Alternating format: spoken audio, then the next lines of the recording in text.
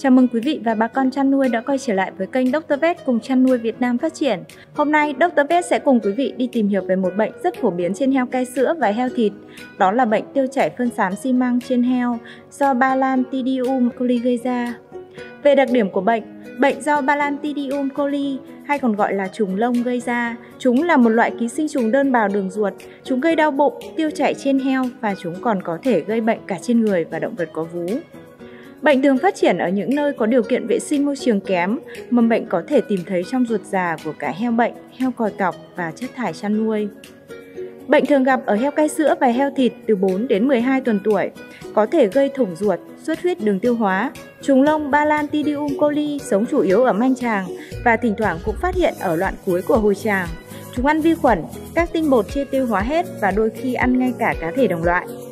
Vòng đời của Balantidium coli. Trùng lông Balantidium coli nhiễm qua đường ăn uống, từ thức ăn, nước uống nhiễm mầm bệnh. Khi các năng chứng gây bệnh của Balantidium coli được ăn vào tới ruột, sẽ trải qua hai giai đoạn phát triển, giai đoạn u nang xít và giai đoạn hoạt động Typhoziotes là giai đoạn lây nhiễm của Balantidium coli. Khi các nang xít được heo ăn vào và đi vào hệ thống tiêu hóa, các nang xít có nhiều lớp vách nang cứng để bảo vệ nên nó không bị tiêu diệt khi qua môi trường axit dạ dày tới ruột non và hình thành Typhoziotes. Typhoziotes sống ở manh tràng và đại tràng của ruột già. Chúng xâm chiếm ruột già, tồn tại trong lòng ruột và ăn hệ vi sinh vật đường ruột, các mảnh vỡ tế bào, các thức ăn trong lòng ruột, thậm chí xâm nhập cả vào niêm mạc ruột, gây tổn thương niêm mạc. Một số Typhoroides xâm nhập vào thành của ruột già, gây hư hại thành ruột già và một số khác trở về lòng ruột. Trong lòng ruột, Typhoziotes biến thành u nang xít khi phân khô. Các xít này được hình thành trong lòng ruột già hay ở bên ngoài cơ thể và tiếp tục vòng đời.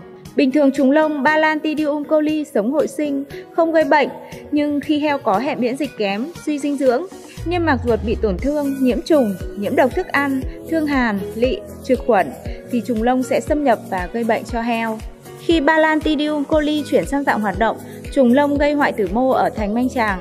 Tại đây, Balantidium coli tiếp tục sản sinh và phá hủy mô thành ruột, làm cho các tổn thương và vết loét ngày càng rộng, càng sâu. Sự phá hủy thành ruột của Balantidium coli mạnh hơn vì có thêm tác động của yếu tố cơ học. Do đó, trùng lông có thể xâm nhập sâu vào thành ruột, gây thủng ruột.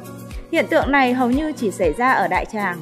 Về triệu chứng, heo có thể xuất hiện các biểu hiện như giảm ăn, đau bụng, nôn mửa, đi tiêu chảy có thể lên đến 15 lần mỗi ngày. Tiêu chảy phân loãng xám xi măng, có thể sền sệt, loãng, phân có chất nhầy hoặc có thể lẫn máu. Nếu không được phát hiện và điều trị kịp thời, heo có thể tử vong. Nguyên nhân tử vong thường do biến chứng thủng ruột, xuất huyết đường tiêu hóa. Hội chứng lỵ do nhiễm trùng lông Balantidium coli gây ra cũng có thể diễn biến thành mãn tính. Thời gian mắc bệnh có khi kéo dài hàng năm và trong khoảng thời gian này thi thoảng lại xuất hiện các đợt tái phát cấp tính. Mổ khám heo bị bệnh có thể thấy bệnh tích ruột đặc trưng do Balantidium coli gây ra. Trên ruột già có nổi lên những u hạt trắng nằm rải rác. Về phòng và trị bệnh, định kỳ sát trùng chuồng trại sạch sẽ, có thể sử dụng các chất sát trùng như iodina còng, Deson Super.